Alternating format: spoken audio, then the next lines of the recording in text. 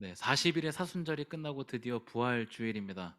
사순절을 보내면 보낼 때마다 이제 느끼는 것은 이 시간이 결코 짧지 않다라는 생각을 좀 하곤 합니다. 이 고난 끝에 이 부활의 기쁨이 여러분 가운데 충만하기를 간절히 소망합니다. 사순절을 보내면서 예수님의 행적 그리고 고난에 대해서 여러분과 같이 말씀을 나누었죠. 예수님의 고난에 대한 발자취는 우리가 사실 잘 아는 내용이지만 그 의미를 되새기는 것은 굉장히 유익하다 생각이 됩니다. 왜냐하면 그 의미를 되새길수록 부활의 의미가 더욱더 명확해지기 때문이죠. 오늘 이제 예배가 끝나고 여러분들에게 계란을 나눠 드릴 텐데 여러분들이 이제 맛있게 드시는 것도 중요하겠지만 다른 사람들과 나누면서 그 기쁨도 함께 나누면 좋겠다 생각이 됩니다. 부활의 기쁨을 되새기면서 같이 나눌 말씀은 누가복음 24장입니다. 누가복음 24장 마지막 장은 예수님께서 부활하신 그 장면을 다루고 있습니다. 예수님께서 금요일에 돌아가셨고 시간이 지나서 주일에 부활하셨죠. 금요일 저녁부터 토요일 저녁까지는 안식일이었기 때문에 장례에 대한 그 절차를 진행할 수가 없었습니다. 그래서 안식일이 끝나고 그 다음 날 주일 새벽에 날이 밝자마자 여자들이 예수님의 무덤으로 갑니다. 아마 그 예수님의 시신에 향품 처리라던가 여러 가지 일들을 하기 위한 것으로 보입니다. 그런데 무덤의 문이 열려 있었고 천사가 나타나서 이렇게 이야기하죠. 24장 5절 6절인데요. 제가 읽어보겠습니다. 어찌하여 살아있는 자를 죽은 자 가운데서 찾느냐? 여기 계시지 않고 살아나셨느니라. 예수님은 죽은 자 가운데 계시지 않았습니다. 다른 모든 사람들의 죽음과 같지 않다는 이야기죠. 여기서 잠깐 지난주에 같이 다루었던 내용을 좀 다시 한번 짚어보려고 하는데, 지난주에 고난에 대해서 이야기하면서 예수님의 그 부활에 대해서도 같이 살펴봤죠. 마지막 때가 오기 전에 죽은 자들은 예수님과 함께 낙원에 거한다라고 말씀을 드렸습니다. 그리고 모든 그리스도인은, 예수님뿐이 아니라 모든 그리스도인은 마지막 때에 신령한 몸으로 부활합니다. 영혼만 천국에 가는 것이 아니라 신령한 몸으로 변화된 우리가 하나님의 나라를 유업으로 받게 됩니다. 이러한 그 신령한 몸으로의 부활, 완전한 부활을 경험한 사람은 아무도 없지만 예수님께서 죽은 지 3일 만에 신령한 몸으로 부활하시죠.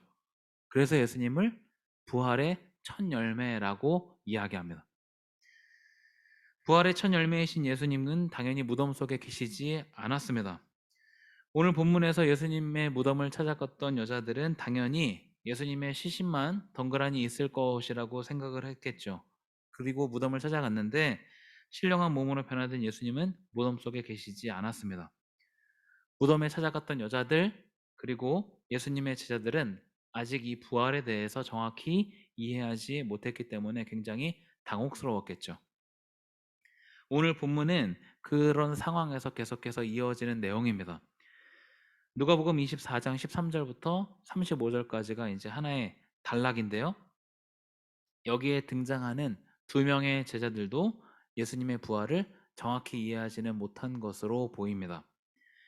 그저 예수님께서 죽었다가 다시 살아나셨다라는 이야기를 듣고 이것에 대해서 이게 어떻게 된 일일까 하는 의아한 마음만 갖고 있었던 거죠. 그 부분을 좀 같이 한번 보려고 하는데요. 오늘 본문에 등장하는 제자들은 예수님의 12 제자 가운데 해당되는 포함되는 두 명은 아니지만 예수님을 따르던 그 많은 제자들 가운데 있었던 사람들로 보입니다. 이들은 예수님의 죽음 그리고 부활에 대한 이야기를 듣고 굉장히 혼란스러웠습니다. 이 사람들이 예루살렘에서 그 일을 겪고 나서 엠마오로 가던 중이었고 그때 부활한 주님이 이 제자들과 동행하십니다. 이미 죽은 사람이라고 생각했기 때문에 자신들과 같이 걷고 있을 거라고는 생각하지 못했겠죠. 예수님은 제자들에게 이렇게 이야기하십니다. 누가복음 24장 17절입니다. 너희가 길 가면서 서로 주고받고 하는 이야기가 무엇이냐? 제자들은 예수님인 것을 알아보지 못했고 예루살렘에 있으면서 어떻게 그 이야기를 이제 알지 못하냐라고 하면서 예수님의 죽음 그리고 부활에 대한 이야기를 해줍니다. 이들은 아직 부활에 대해서 확실히 알았던 것은 아니었기 때문에 이렇게 이야기하죠. 한번 이 부분을 좀 같이 한번 읽어볼 텐데 24장 22절에서 24절입니다. 제가 한 절, 여러분이 한 절, 그리고 24절은 같이 읽겠습니다. 또한 우리 중에 어떤 여자들이 우리로 놀라게 하였으니 이는 그들이 새벽에 무덤에 갔다가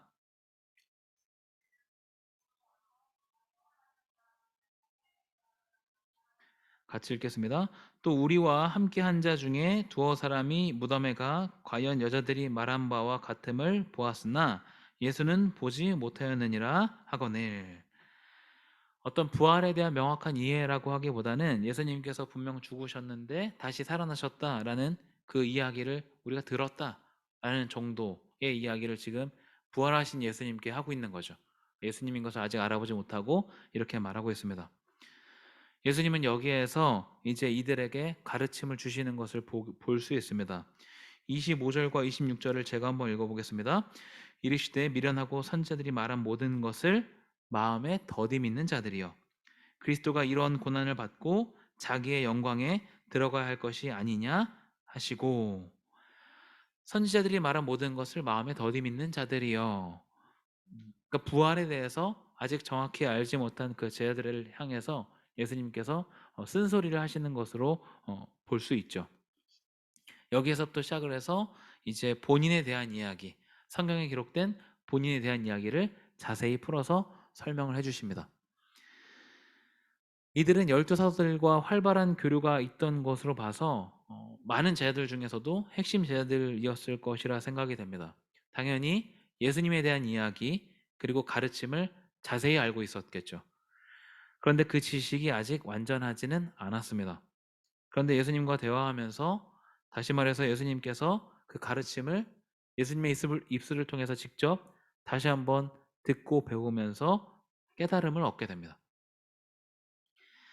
예루살렘에서 출발해서 엠마오로 가는 길이었고 엠마오에 도착했습니다. 그런데 예수님은 이제 더 가시려고 해서 제자들은 예수님을 이제 식사 자리에 초대합니다. 그때 예수님께서 떡을 갖고 축사하시죠. 그때 제자들의 눈이 밝아져서 이분이 예수님이시구나 하는 것을 알아보게 됩니다. 31절을 한번 읽어보겠습니다. 24장 31절입니다. 제가 읽겠습니다. 그들이 눈이 밝아져 그인 줄 알아보더니 예수는 그들에게 보이지 아니하시는지라. 그제서야 예수님을 예수님으로 알아봤는데 예수님이 이제 갑자기 안 보이셨습니다. 무슨 연기처럼 사라진 것이 아니라 신령한 몸을 갖고 계셨기 때문에 시공간의 제약을 받지 않으셔서 그렇다는 것을 확인할 수 있습니다. 중요한 건 예수님께서 살아계셨다는 것이 아니라 제자들의 마음이 불타고 있었다는 사실입니다. 32절 오늘 본문 말씀인데요. 같이 한번 읽어보겠습니다. 32절입니다. 그들이 서로 말하되 그래서 우리에게 말씀하시고 우리에게 성경을 풀어주실 때에 우리 속에서 마음이 뜨겁지 아니하더냐 하고. 예수님과 함께 엠마오로 온 두 명의 제자들은 예수님을 알아보게 됐고 서로 이야기했습니다. 그러면서 우리에게 성경을 풀어주실 그때 바로 그때 우리 속에 마음이 뜨겁지 않았더냐라고 서로 이야기를 주고받습니다. 성경을 읽다 보면 이러한 경험을 할 때가 있습니다. 내용은 잘 아는 내용인데 어느 순간 새롭게 본문의 의미를 알게 된다던가 아니면 새롭게 이해될 때가 있습니다. 또한 이전에 한 번도 생각해 보지 못했던 의미를 발견하게 될 때도 있습니다. 여러분들도 그런가요? 네. 그런 은혜가 있으면 좋겠습니다. 그런 일을 바로 성령의 일하심이라고 이야기합니다. 본문에 등장하는 제자들이 바로 그러한 경우죠. 이미 알고 있던 내용일 수 있지만 예수님께서 새롭게 성경을 풀어주실 때 깨달음을 얻게 됐고 이제 그 사실을 인지했습니다. 우리가 그때 새로운 깨달음을 얻었구나라는 것까지를 알게 됩니다. 그리고 더 이상 그 자리에 있을 수 없어서 그 길로 자리에서 일어나 예루살렘으로 다시 갑니다. 엠마오에서 예루살렘까지는 약 10km입니다. 걸어서 2시간 반에서 3시간 정도 되는 거리를 왔는데 다시 자리를 들고 일어나 예루살렘으로 가는 것이죠. 그리고 예루살렘에 모여있는 제자들을 향해서 외칩니다. 예수께서 정말 살아나셨다. 예수님의 부활은 굉장히 중요한 사건인데 이 부활보다 더 중요한 것은 부활에 대한 제자들의 반응입니다. 물론 처음에 제자들의 반응은 굉장히 미지근했습니다. 반신반의했고 부활하신 주님을 만나고 나서도 어떠한 새로운 사명에 불타오르기보다는 예수님을 만나기 전의 상황에 대해서 미련을 갖기도 했습니다. 그런데 마음에 불이 붙은 사건이 있었죠. 그것이 무엇인가? 오늘 본문에서 기록된 것처럼 우리에게 성경을 풀어주실 때입니다. 그때, 바로 그때 마음이 불붙듯 타는 것들을 경험하게 됩니다. 예수님께서 말씀을 풀어주실 때 마음이 뜨거워졌고 부활하신 예수님에 대한 의미, 공생의 기간에 가르쳐 주셨던 그 말씀에 대한 의미를 새롭게 깨닫게 됩니다. 성경을 풀어주실 때에서 풀어주신다와 같은 동사가 24장 45절에도 기록이 되어 있습니다. 45절을 같이 한번 읽어보겠습니다. 24장 45절입니다. 함께 읽어보겠습니다. 이에 그들의 마음을 열어 성경을 깨닫게 하시고, 마음을 열어 성경을 깨닫게 하시고, 여기에서 열다라는 것과 오늘 본문의 풀다라는 것이 같은 동사입니다. 무언가를 밝히 알게 하시는 의미로 사용이 됩니다. 뭘 밝히 알게 하시는가? 그것은 바로 성경입니다. 말씀에 대한 깨달음이 예수님을 예수님으로 보게 하고 부활의 참 의미를 깨닫게 하고 새로운 사명으로 살아갈 원동력을 갖게 한다는 것이죠. 이 동사는 또한 바울의 2차 전도 여행에서도 사용이 되는데요.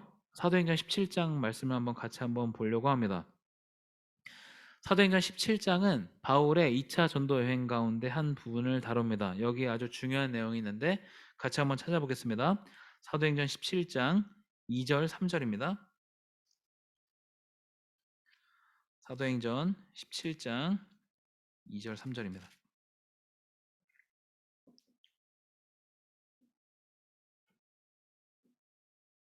네, 같이 한번 읽겠습니다. 시작.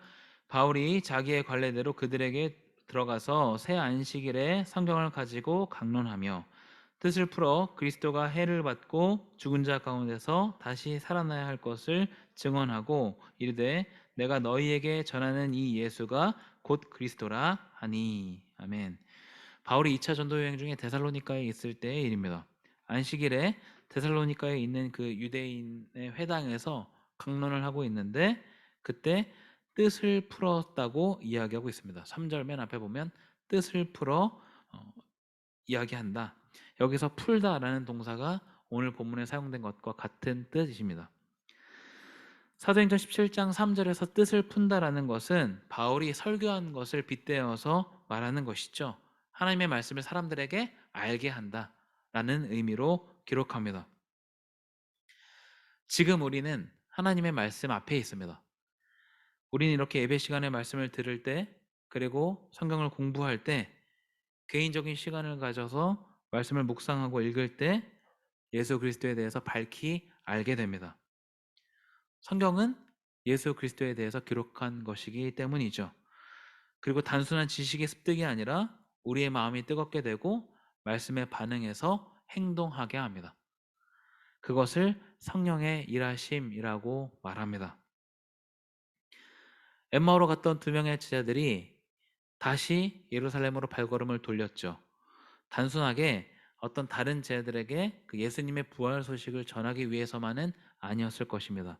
그것뿐 아니라 이제 증인된 삶을 살기 위한 그들의 발걸음, 새로운 도약이었던 것이죠. 사도행전에서부터는 죽은 가룟 유다 대신에 마띠아가 12사도에 들어갑니다.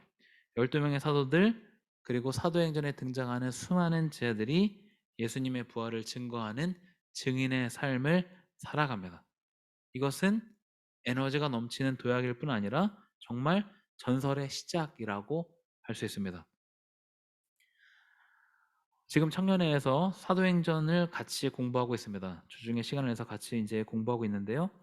사도행전을 공부하다 보면 늘상 놀랍게 발견하는 것들이 있습니다. 어떻게 이러한 일들이 가능했을까 하는 것들을 생각해 보곤 합니다. 성령의 일하심 때문에 사실은 그런 것들이 가능했고 지금도 성령의 일하심이라면 불가능한 것이 없습니다. 사도행전에 등장하는 많은 기적들, 죽은 사람이 살아나고 안진뱅이가 일어나고 복음이 폭발적으로 전파되고 복음이 경계선을 넘는 일들, 이 일들이 아마 계속해서 일어날 것입니다. 이런 것들이 사도행전에 기록된 이유는 하나의 표본이자 본보기인 것이죠.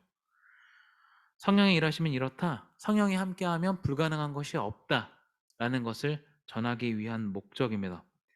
성령이 일하시면 나의 한계는 아무런 영향을 미치지 못한다라는 것을 보여줍니다. 한편으로 이런 생각을 할 수도 있습니다. 지금은 그러면 왜 사도행전에 기록된 일들이 일어나지 않을까? 그때나 지금이나 예수 그리스도의 복음은 동일하고 성령님은 동일합니다. 다만 동일한 성령의 일하심이라 하더라도 그것이 예수 그리스도의 죽음과 부활, 그 생명의 사역을 전하기에 부적합하다면 그 기적은 일어나지 않을 것입니다. 사도행전을 자세하게 살펴볼 수 있는 기회를 5명의 청년들밖에 누리지 못해서 아쉬움이 있습니다. 여러분들도 시간을 내서 사도행전을 읽어보시기 바랍니다. 정말 그 누구도 범접할 수 없는 제자들의 어떤 그 포스를 경험할 수 있습니다. 이러한 전설의 시작은 어디로부터인가? 부활하신 예수님으로부터입니다. 신령한 몸으로의 부활, 그것 자체가 하나의 전설이고 부활하신 주님에서 끝나는 것이 아니라 제자들로 하여금 계속해서 그 전설적인 삶을 살게 하시는 것, 그것이 말씀을 풀어주신 사건의 시작, 또 전설의 시작이라고 할 수 있습니다. 엠마오로 가는 2명의 제자들과 비슷한 경험을 했던 또 한 명의 제자에 대한 이야기를 하고 말씀을 마치려고 합니다. 사도행전 9장에서 예수님을 만난 주인공이자 그리스도교 역사에서 가장 위대한 반전을 경험한 사람이죠. 바로 사도 바울입니다. 사도 바울은 어떤 사람인가? 한마디로 사도 바울은 엘리트였습니다. 바리새파 유대인이었고요. 어릴 적부터 철저하게 교육을 받았습니다. 디아스포라 유대인이었기 때문에 외국어와 다문화에도 능통했습니다. 이런 사도 바울은 예수 믿는 사람을 박해하는 것, 그것이 자신의 사명이라고 생각을 하고 그것을 자신의 사명으로 삼습니다. 그리고 이것을 위해서 굉장히 열심히 그 사명을 감당하죠. 당시 그리스도인들에게 바울은 아마 사탄 마귀였을 것입니다. 마귀도 그만한 마귀가 없었으리라 생각이 되는데 예루살렘뿐 아니라 온 지역을 돌아다니면서 예수 믿는 사람들을 박해하고 감옥에 가두었습니다. 이러한 사람이 다메섹으로 가는 길에 예수님을 만나죠. 예수님의 음성을 직접 들었고 여기에서 반전이 시작이 됩니다. 사도행전 9장은 바울이 예수님을 만나고 나서 3일 뒤에 예수님을 전하기 시작했다라고 기록을 하는데 성경에서 그 사이에 어떤 일이 있었는지 기록하지 않은 그 3일, 이 3일은 바울에게 굉장히 지옥 같은 시간이었을 것입니다. 자신의 존재 자체가 부인당한 순간이었기 때문이죠. 내가 맞다고 생각하고 그래서 예수 믿는 사람들을 박해하는 것, 그것을 사명으로 삼았는데 그것이 거짓된 일, 오히려 내가 사탄보다 못한 일을 했다는 것을 알게 됐기 때문입니다. 자신이 믿고 알고 있는 대로 열심을 냈는데 그것이 오히려 반대로 가는 길이었죠. 그런데 예수님을 만나고 나서 자신이 여태까지 배웠던 율법의 내용들을 다시 돌아보고 하나하나 새롭게 재정립하기 시작합니다. 잘못 잡았던 방향을 수정하는 것이죠. 그리고 그 과정 끝에 이제는 예수쟁이들을 잡아다가 가두는 사람이 아닌 내가 이제 예수쟁이가 되어야 되겠다라는 결심을 합니다. 사도행전 9장 이후에 바울은 전도에 미친 사람입니다. 어떤 누구도 막을 수 없는 전도밖에 모르는 사람, 그 사람이 사도 바울입니다. 어쩌면 바울은 자신이 이전에 저질렀던 과오 때문에 더 열심히 복음을 전했을 수도 있습니다. 그 결과 가장 위대한 복음 전도자로 모든 그리스도인들에게 기억되고 있습니다. 말씀 앞에 서 있는 여러분, 하나님께서 성경을 우리에게 풀어주실 때, 다른 말로 예배 중에 우리가 이렇게 말씀을 들을 때, 성경을 공부할 때, 내가 읽고 묵상할 때 예수 그리스도에 대해서 알게 되고 성령께서 일하십니다. 영적인 일은 영적인 일이 아니면 설명되지 않는 것들이 있습니다. 우리는 모든 이성을 사용해서 말씀을 연구하고 이해해야 하지만 그것으로는 부족하다는 이야기입니다. 성령의 일하심이 없다면 말씀을 깊이 깨닫는 것도 말씀대로 살아가는 것도 불가능합니다. 부활주의를 맞이하면서 이미 우리에게 허락하신 그 부활의 기쁨, 부활의 소망을 널리 전하고 나누는 그 증인의 삶을 살아가시기를 간절히 소망합니다. 부족하디 부족한 나로 하여금 예수 그리스도의 그 증인으로 살게 하시는 것, 그것 자체가 기적이고 그것이 전설을 이어가는 일입니다. 여러분 각자의 분야에서도 전설이 되시기를 바랍니다. 뿐만 아니라 그것이 예수 그리스도를 드러내는 소중한 통로가 되기를 간절히 소망합니다. 우리가 말씀에 엎드릴 때 이러한 일이 가능합니다. 우리에게 성경을 풀어주실 때 우리 속에서 마음이 뜨겁지 아니하더냐라고 이야기했던 그 제자들의 외침, 그 고백이 우리의 고백이 될 수 있기를 간절히 소망합니다. 함께 기도하겠습니다.